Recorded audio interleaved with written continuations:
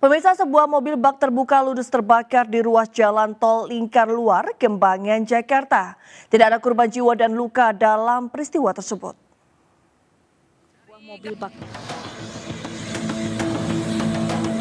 Kobaran api dengan cepat menghanguskan sebuah mobil bak terbuka di ruas jalan tol Lingkar Luar, Meruya Selatan, Kembangan, Jakarta Barat, Jumat siang.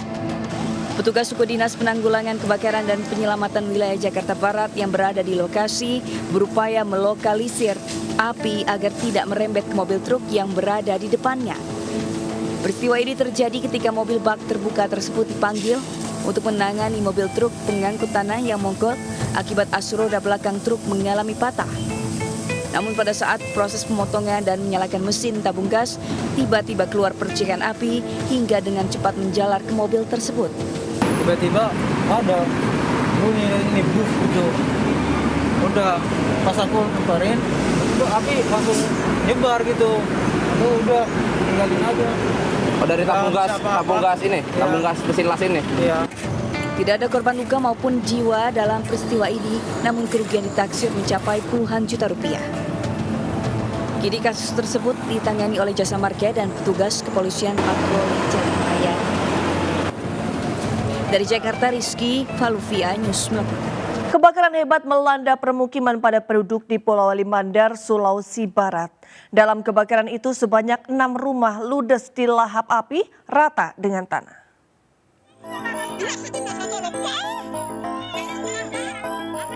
Kebakaran hebat terjadi di permukiman padat penduduk di Desa Tangga-Tangga, Polewali Mandar, Sulawesi Barat.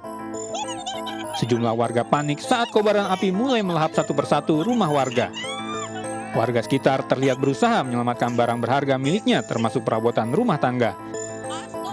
Sebanyak 5 unit armada damkar Pemda Polewali Mandar dibantu 2 unit damkar Kabupaten Majene didatangkan untuk memadamkan api di lokasi kebakaran.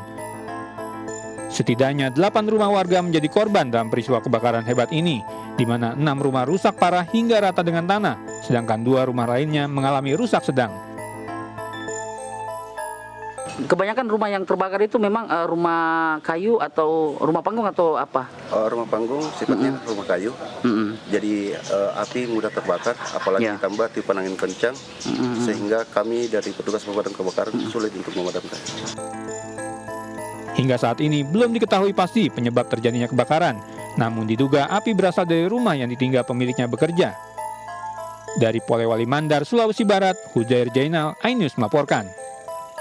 Melintas melawan arah di jalan desa di Kabupaten Semarang, Jawa Tengah, seorang pria Parubaya yang mengaku ketua salah satu ormas justru ngotot hingga nekat menendang mobil pengendara lain. Video keributan antar 2 pengendara mobil itu pun viral di media sosial.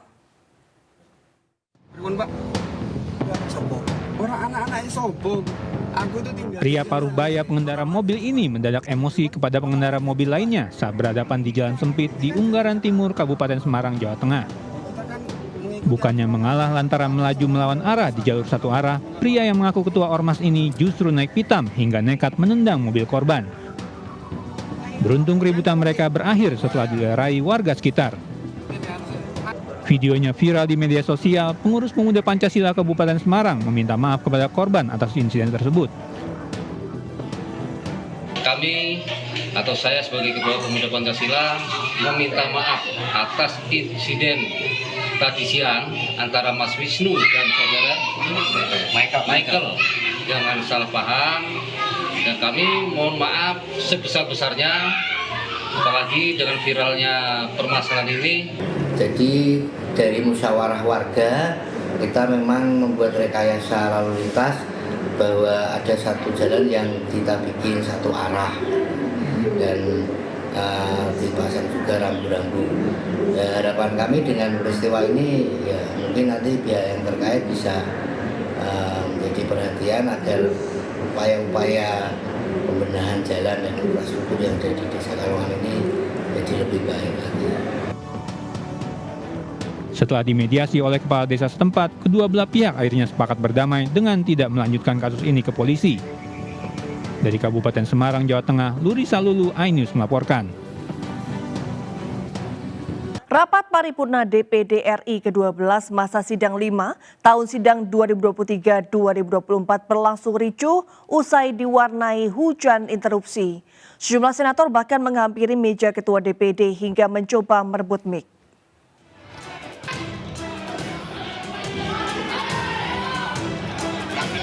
Inilah suasana kericuhan yang terjadi saat rapat paripurna ke-12 DPD RI masa sidang 5 tahun 2023-2024. Kejadian bermula saat Lanyala sedang menyampaikan penyempurnaan tata tertib DPD RI serta laporan hasil kerja pimpinan DPD RI. Namun interupsi demi interupsi mulai muncul. Salah satunya disampaikan senator asal Papua Barat Philip. Lanyala sempat tak menggubris interupsi tersebut dan tetap melanjutkan pembacaan laporan serta draft tata tertib. Hal ini pun memantik amarah sejumlah senator lain. Mereka turut berteriak melayangkan interupsi hingga akhirnya menghampiri meja Lanyala sambil menunjuknya agar tidak mengesahkan laporan draft tata tertib. Saat anggota berbondong-bondong menghampiri meja pimpinan, salah satu senator bahkan berusaha merebut mikrofon ketua DPD RI. Sejumlah petugas pengamanan pun kemudian membentuk barikade agar kericuhan tidak semakin menjadi.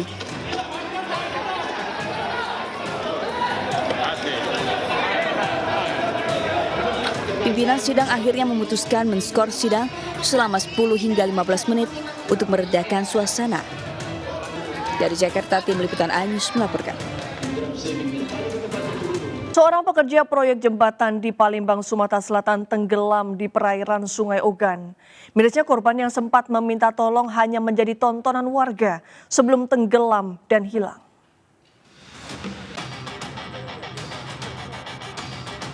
Inilah video amatir milik warga saat merekam detik-detik tenggelamnya seorang pekerja proyek di Sungai Ogan, Kecamatan Kertapati, Palembang. Terlihat korban Daryoto 50 tahun melambaikan tangannya untuk meminta tolong kepada warga yang berada di dermaga tak jauh dari tenggelamnya korban. Lambaian tangan korban berhenti setelah tak ada satupun warga yang mencoba menolong. Kejadian bermula saat korban bersama rekan-rekannya hendak melakukan perbaikan jembatan proyek Kertapati. Tiba-tiba, korban tergelincir hingga jatuh ke sungai. Petugas kepolisian Polairut dan Basarnas yang mendapatkan laporan warga langsung mendatangi lokasi untuk melakukan pencarian terhadap korban. Korban ada 3 orang, 2 selamat, 1 dalam pencarian. Yang hilang ini mandornya untuk identitas belum diketahui. Untuk tim yang pencarian kita dibantu TNI, polisian, dan masyarakat. Untuk radius pencarian 2 km, sektornya ada 2 dekat lokasi kejadian dan ke arah Sungai Musi. Kini pencarian korban terus dilakukan oleh petugas gabungan dengan melakukan penyisiran di sekitar bantaran sungai. Dari Palembang, Sumatera Selatan, Muhammad David, iNews melaporkan. Pemirsa, banjir bandang melanda Kecamatan Botu Pingi, Kabupaten Bone Bolango, Gorontalo. Hujan deras yang mengguyur wilayah tersebut menyebabkan sungai meluap dan menerjang puluhan rumah warga.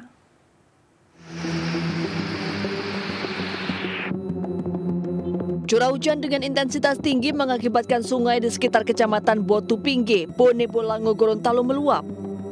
Air dengan cepat mengendangi permukiman warga dan menyebabkan kerusakan dan kepanikan di beberapa desa. Desa Panggulo merupakan salah satu desa yang paling parah terdampak banjir. Sebanyak puluhan kepala keluarga dengan total ratusan jiwa terdampak langsung. Titik yang memang terparah sekarang di posisi Dusun 1 ini ada dua rumah yang sekarang tergenang banjir, sehingga memang kami sudah menginformasi ke pihak BPBD Kabupaten untuk bagaimana menindaklanjuti kondisi darurat bencana yang ada di Kecamatan Botu Pingi yang ada di sebelah desa. Hingga kini masyarakat yang terdampak banjir bandang masih berupaya untuk membersihkan material pasir yang masuk hingga ke dalam rumah mereka. Dari Bone Bolango, Gorontalo, Nur Faizila Hasan, iNews melaporkan. Seekor harimau Sumatera terekam kamera warga saat melintas di jalan koridor perusahaan hutan tanam industri di Pelalawan, Riau. Video harimau berdurasi 33 detik itu viral di media sosial.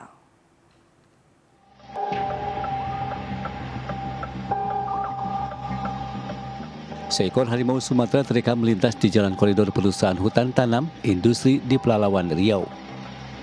Dalam rekaman tersebut terlihat harimau sedang santai berjalan di pinggir jalan koridor perusahaan. Kemunculan harimau Sumatera menimbulkan kekhawatiran para pekerja perusahaan dan masyarakat setempat. Setelah sempat viral video harimau tersebut, BPKSDA Riau langsung menindaklanjuti dengan pengecekan di lapangan. Lokasi kemunculan harimau Sumatera tersebut merupakan kawasan hutan produksi yang berbatasan dengan kawasan Taman Nasional Zamrud. Dari hasil informasi dan juga pengecekan lapangan di sana, di lokasi tersebut memang tidak ditemukan lagi jejak dan kita tidak mengetahui video itu kapan diambilnya. Tapi yang perlu kami tegaskan bahwa lokasi merupakan area hutan produksi dan di situ merupakan bagian daripada kantong harimau Sumatera. Pihak BPKSDA Riau menghimbau kepada masyarakat untuk selalu berhati-hati dan waspada saat melintasi jalan koridor tersebut. Dari Pekanbaru Riau, Indra Yusrijal Ainis melaporkan. Ya pemirsa, tepat pada 17 Agustus 2024, pemerintah berencana mulai untuk melaksanakan pembatasan BBM subsidi. Tentunya hal ini dilakukan untuk mengurangi jumlah pemakaian BBM subsidi yang tidak tepat. Pemirsa, tepat belakangan ini pemerintah sedang menegaskan pembatasan BBM bersubsidi. Yang tentunya pembatasan BBM bersubsidi ini diantaranya yakni ada bahan bakar pertalit dan juga ada bahan bakar biosolar. Tentu dari Menteri Koordinator Bidang Kemaritiman dan Investasi yakni Luhut Binsar Panjaitan menegaskan tepat pada tanggal 17 Agustus 2024 mendatang harapannya dapat terlaksana pada program pembatasan BBM bersubsidi. Tentu dari tujuan dan harapan dari pembatasan BBM bersubsidi ini dapat mengurangi jumlah pemakaian BBM bersubsidi yang tidak tepat dan tentu dari program ini juga memberikan tanggapan dari masyarakat baik itu pro maupun kontra yang tentu ini menjadi satu perhatian penting bagi pemerintah untuk bisa menerapkan pada program ini juga dengan tepat. Dari Jakarta, Henry Afrila, Irham Zalkasi, dan Ari Setiawan, iNews melaporkan. Ya, sementara itu pemirsa, Menteri Energi dan Sumber Daya Mineral membantah adanya pembatasan BBM bersubsidi. Meski demikian, Arifin menyebutkan bahwa pembatasan pasti akan dilakukan untuk memastikan penerimaan subsidi tepat sasaran.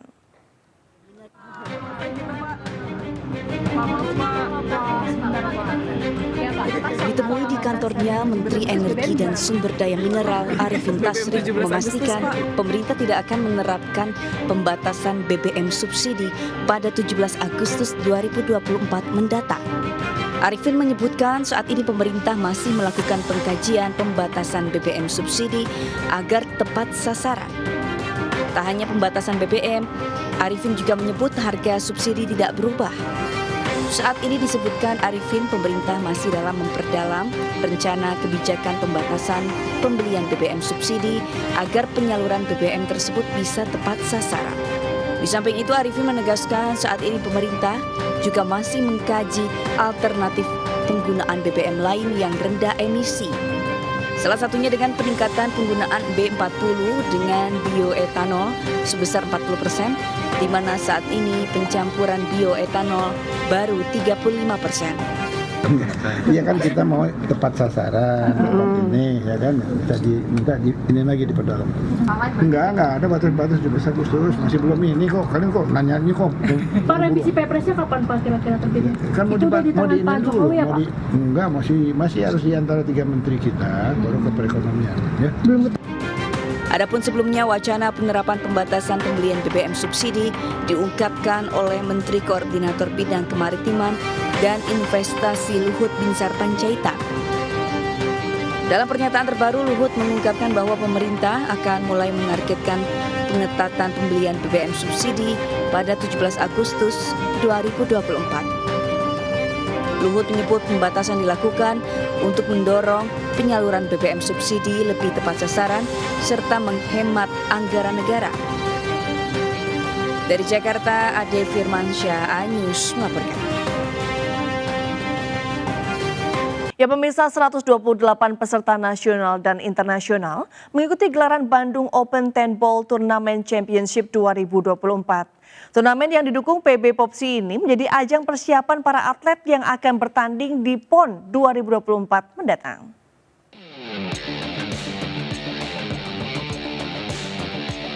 Turnamen 10 Ball Championship 2024 berlangsung di GRX Pool & Cafe, Kota Bandung, Jawa Barat. Turnamen yang didukung oleh PB Popsi ini diikuti sebanyak 128 pebiliar dari atlet nasional dan internasional. Kehadiran atlet luar negeri diharapkan dapat memotivasi para atlet tanah air untuk menguji strategi dan kemampuan. Diharapkan dengan event seperti ini, pemain-pemain Indonesia ini bisa merasakan kemampuan skill dari pemain-pemain luar negeri. Sekaligus bagi mereka ini menjadi ajang uji coba sebelum mereka nanti bertanding di PON di bulan September. Ini jadi bakal suatu pengalaman yang sangat berharga bagi kita semua. Karena ilmu ini yang kita dapat dari pemain luar itu sangat bagus sekali untuk kemajuan kita semua. Turnamen yang digelar hingga 14 Juli ini juga menjadi ajang uji coba para atlet tanah air sebelum bertanding pada Pekan Olahraga Nasional ke-21 yang akan digelar di Aceh, Sumatera Utara tahun 2024. Dari Kota Bandung, Jawa Barat, Sondi Agung, iNews melaporkan. Ya pemirsa, hutan Kali Pinusan di lereng Gunung Semeru, Lumajang, Jawa Timur menjadi daya tarik sebagai lokasi wisata saat libur di akhir pekan. Dengan suguhan pemandangan dan sejuknya udara, serta gemericik air sungai yang jernih akan membuat liburan Anda bersama keluarga semakin berkesan.